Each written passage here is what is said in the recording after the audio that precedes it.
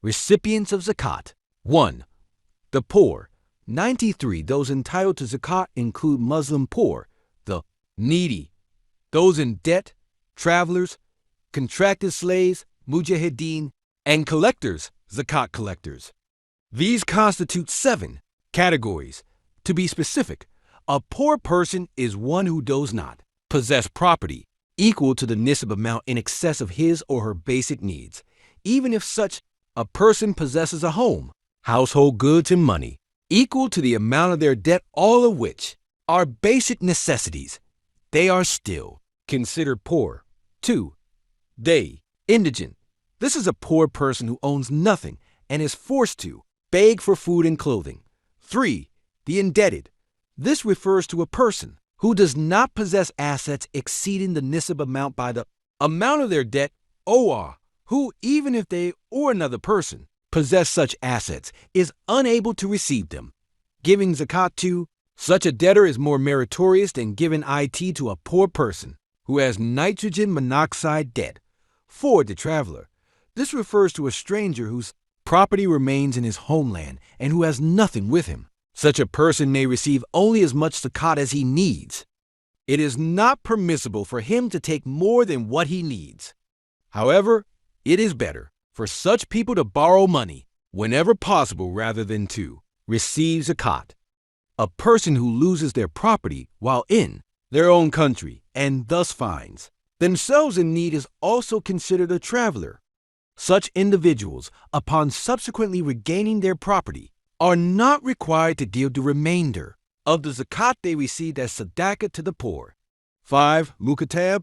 This refers to a slave or concubine who has entered into an agreement with their master to be freed in exchange for a certain sum. Zakat may be given to such a slave who has incurred this debt in order to help them regain their freedom as soon as possible. However, a person may not give zakat to themselves because the benefit would then return to them. 6. Mujahid.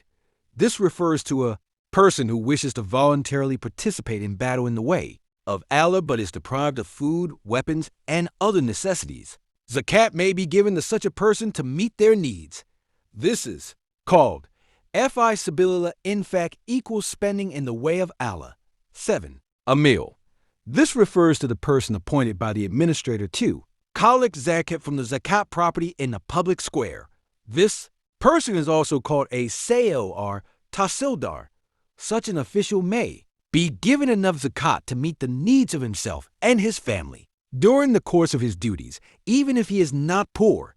9. For each of the 7 categories listed above is a designated recipient of zakat. A person may give their zakat to any one of these categories, or they may distribute it among some or all of them. However, if the amount of zakat does not reach the NISAB threshold, it is more meritorious to give it to just one of these categories. This is because it meets a need.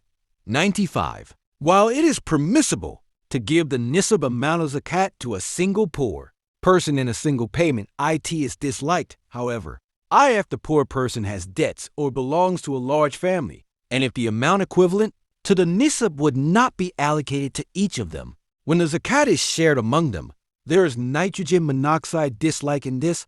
9.6. A poor person cannot file a lawsuit in court against a wealthy person to demand a zakat due on that person's wealth.